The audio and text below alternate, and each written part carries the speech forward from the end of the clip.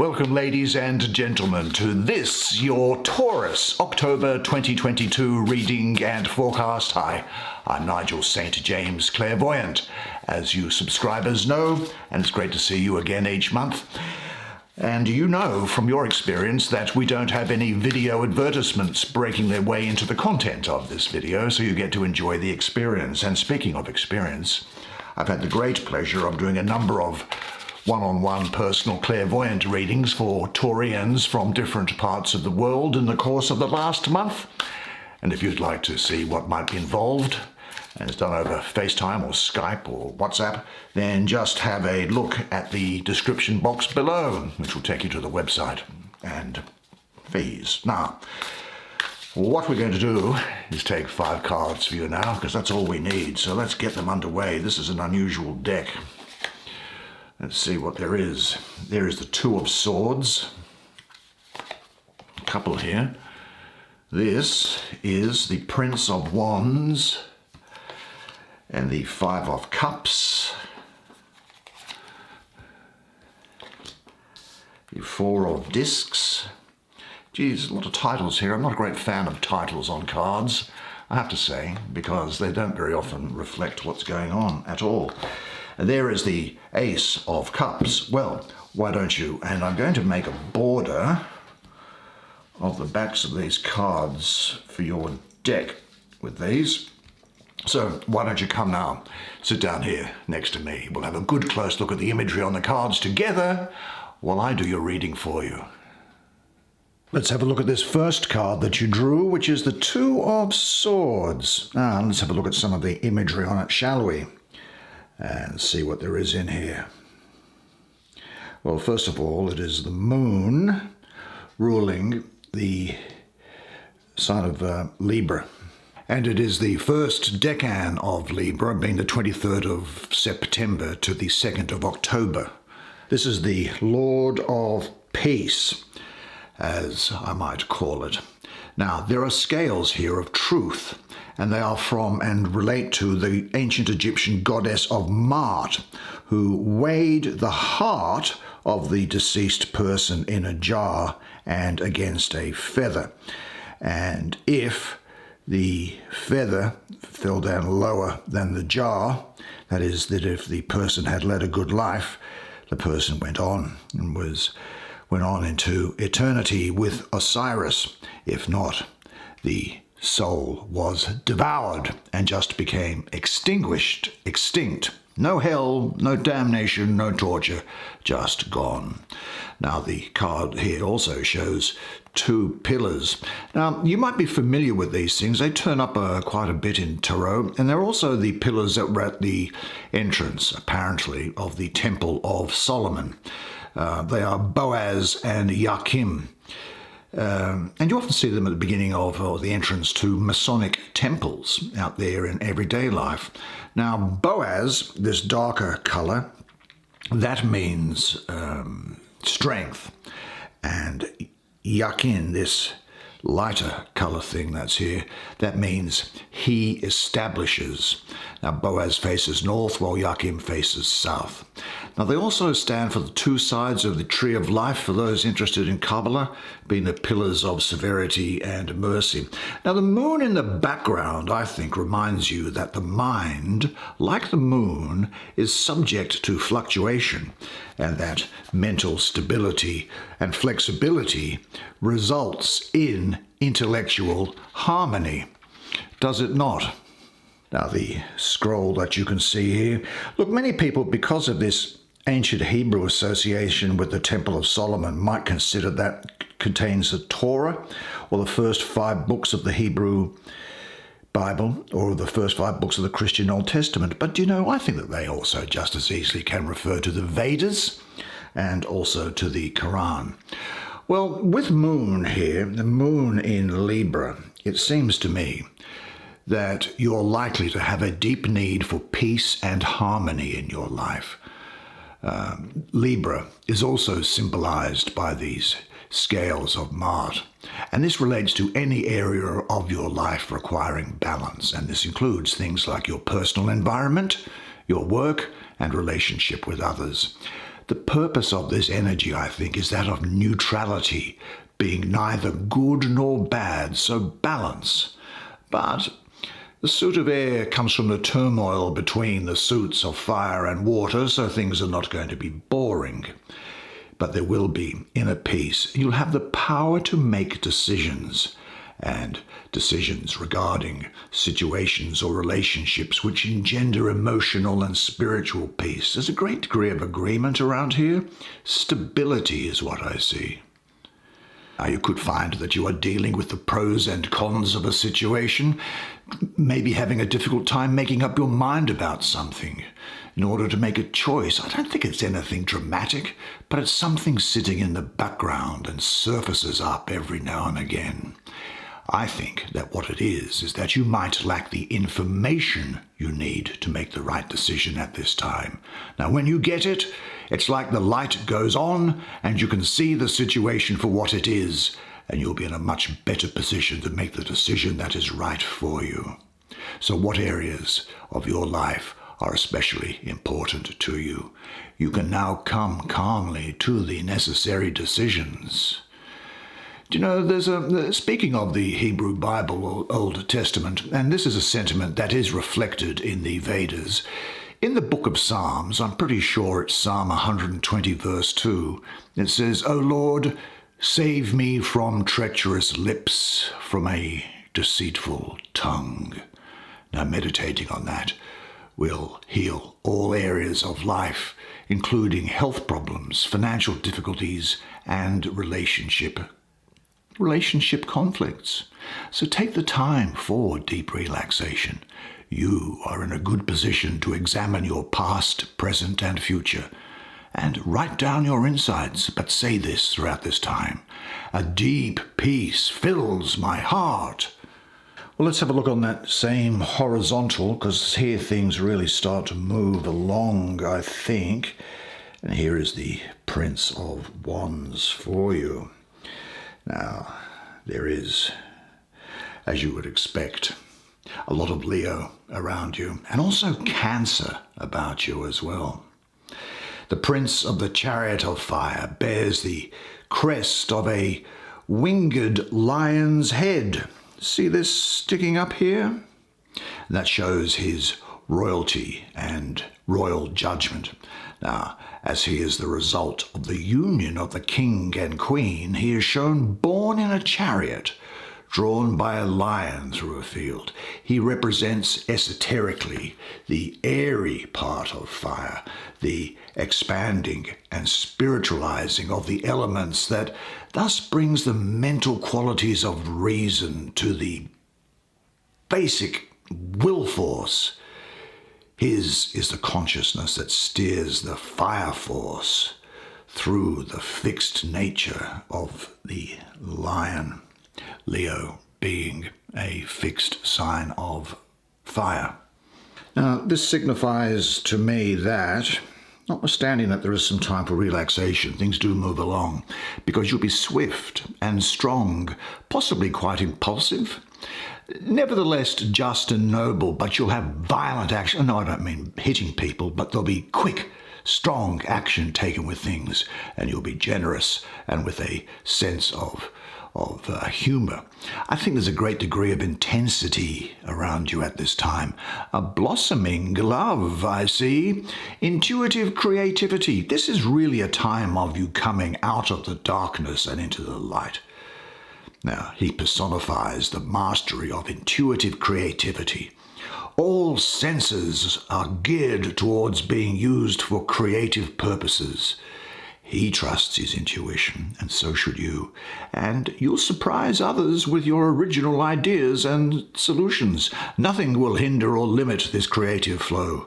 The blazing fire of the chariot will keep you in motion.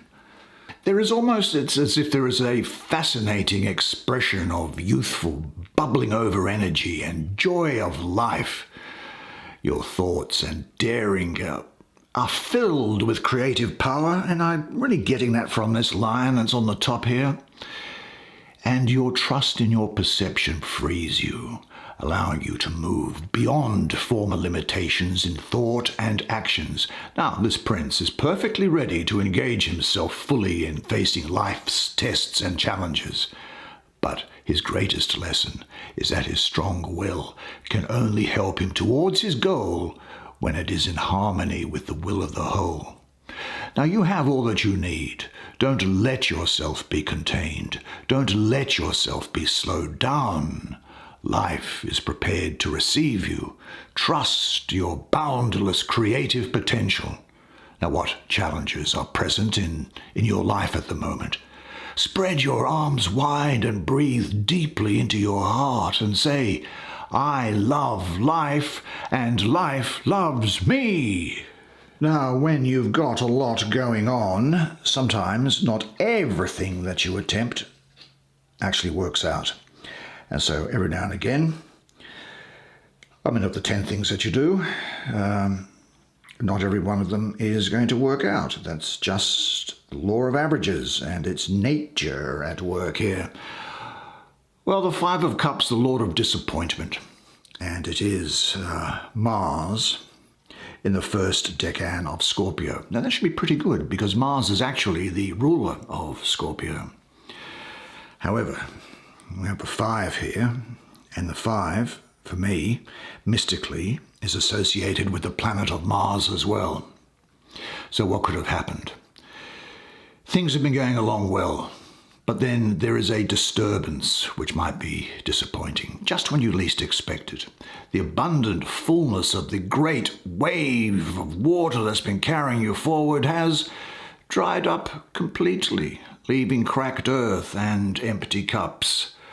The waters of Scorpio have evaporated due to the double Mars.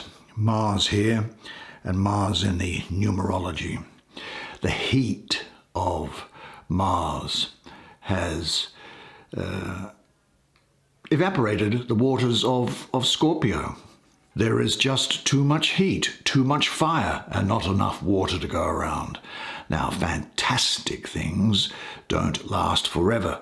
The pendulum swings ultimately to disappointment, and the seas of Scorpio have dried. Instead of shining towers in the distance, we have the tombs of long-dead dynasties.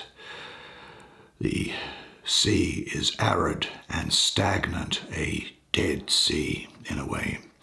The desert is the home of drought and hunger and is a hard place to survive in, and symbolizes the hardship that stands between people and their dreams. Nothing is free. What is needed is the end of the drought and the ability to reconnect with and revitalize the emotional waters in order to renew that parched earth. Now, maybe it's the case that there is some expectation that you have of something or someone that was much too big, some unexpected event. Maybe only just a thoughtless reaction has ruined them abruptly.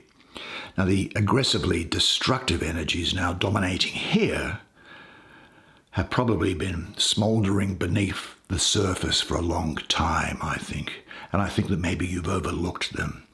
Perhaps because you didn't want to admit to their existence. You ignored the warnings of your inner voice, but now you have to face the sobering facts and look them in the eye. But every disappointment contains the possibility of an important learning experience.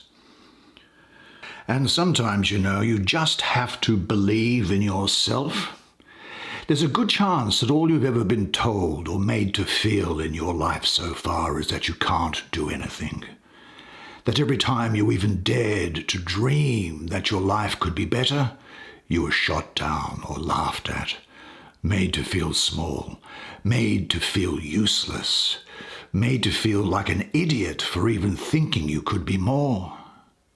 All of us, just as we thought something was in reach, have had a massive shadow of doubt thrown on us, normally by somebody close to us. It hurts, and you've then thought of the pain to get what you want, and your brain avoids it. Well, don't. Put one step in front of the other and go again. because the feelings that can surface when this energy comes around can often tend to give you fear of taking another risk, or of making an effort in the future, or hiding away in some place where you can't be disappointed again. Maybe you're becoming disillusioned about things. Yeah, okay, so things didn't work out as expected. But look, this card is saying don't wallow around in self-pity and regret, because new and better experiences are in store. Now, either some much too high expectation of yours has been crushed, or somewhere deep inside you lurks the fear of some disappointment. Well, now is a good time to learn from this situation. In what areas of your life do you fear disappointment? What have you learned from the disappointment you've experienced until now? How can you prevent disappointment? Say this to yourself and be gentle with yourself.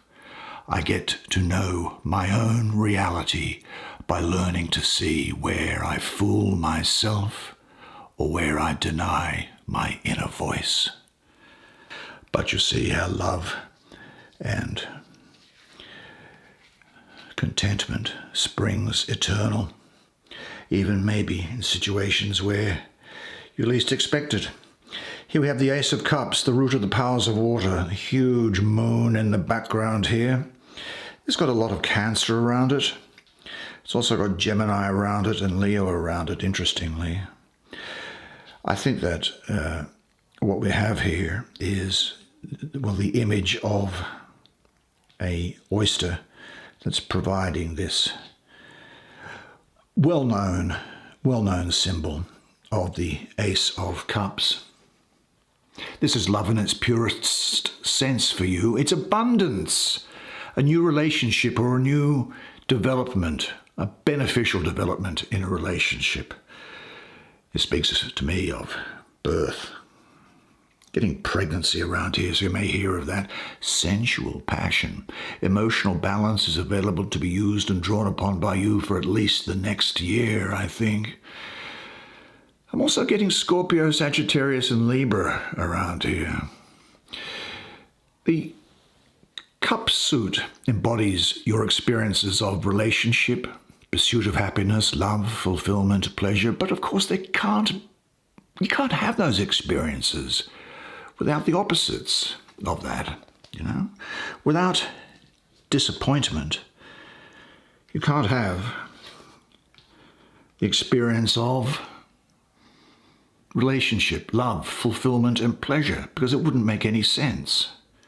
There's emotional clarity here now for you, a deep love of the self, giving and receiving.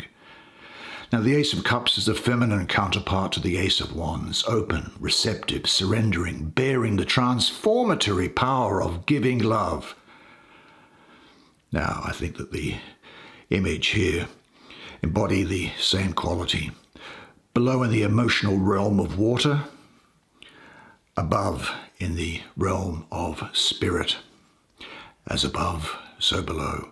That which is internally felt expresses itself clearly and openly. Emotional clarity results, and that is emphasized, I think, in the painting by its balance and harmony.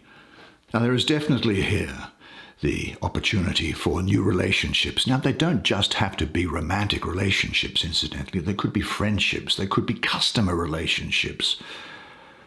You could be good at sales. This is a great card for people in sales or for those that deal with the public. And it represents unconditional love. And so you should also give and forgive unconditionally to get inner peace. You are in contact now with all-embracing love. It will fill you, and you can pass it on generously, lavishly to others. What is your way of expressing love? Let this image work on you for a while. Let's just have another final look at it for a while. Feel yourself as an open channel for the divine energy and say, all-encompassing love fills me and my environment. Beautiful energy, that. Beautiful. Now, where do we go next? You go there. don't get in the way. There's only one to do, I think, isn't it? This is 4 of discs. Okay. Let's have a look at this. Interesting. The Lord of Power, earthly power. Now this is the last decan. This is the Sun in the last decan of Capricorn, the 13th to the 21st of January it is.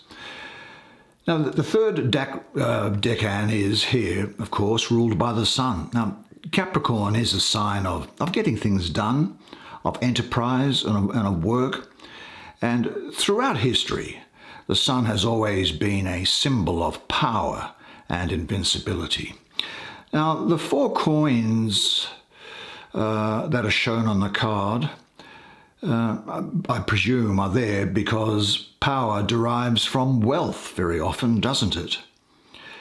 The uppermost coin is got the head here of the Roman god Sol Invictus. Sol meaning sun, Invictus, unconquerable.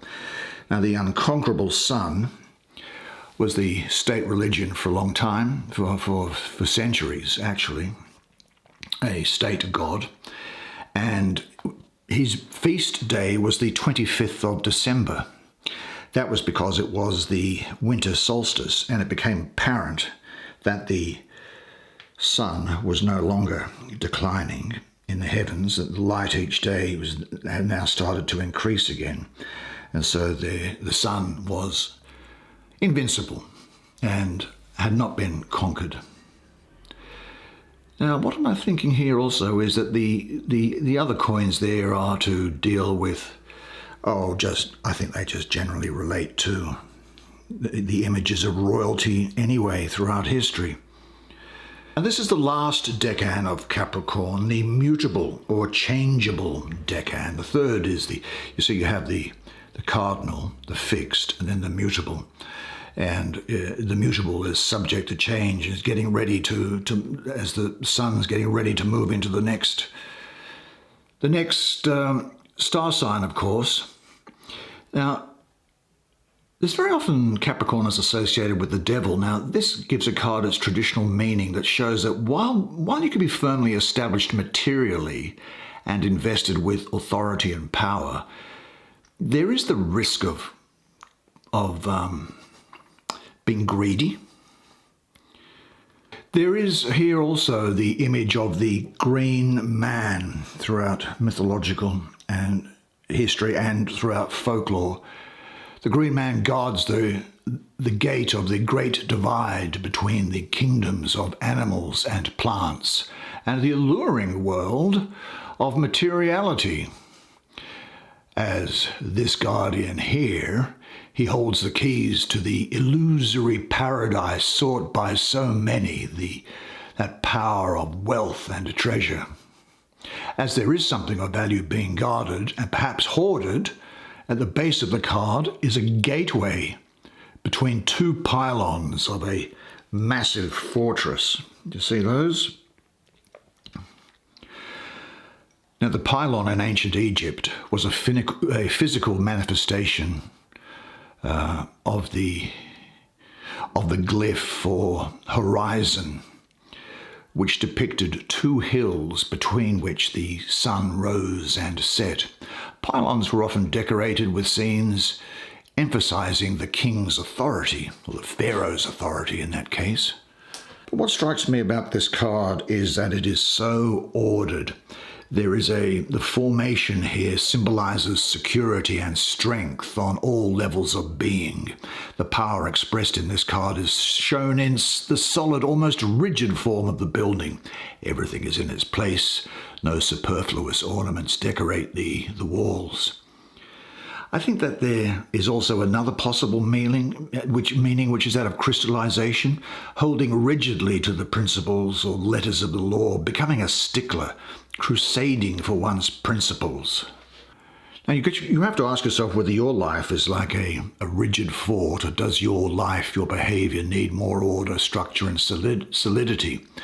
Say to yourself, this is a very, very good card here. I think you'll be interested in power, and it speaks of good material success and holding on of assets and things and acquiring new things, material security, willing to work for what you want. Study the different aspects of power and say, I offer my power in the service of love.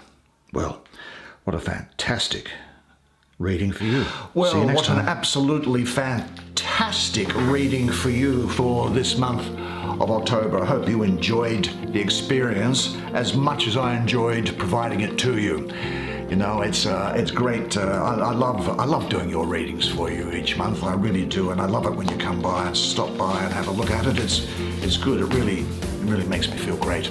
Now, one thing to remember, of course, is this, that until I see you again, remember that you are a legend, and I look forward to seeing you again next month. And until then, it's bye for now.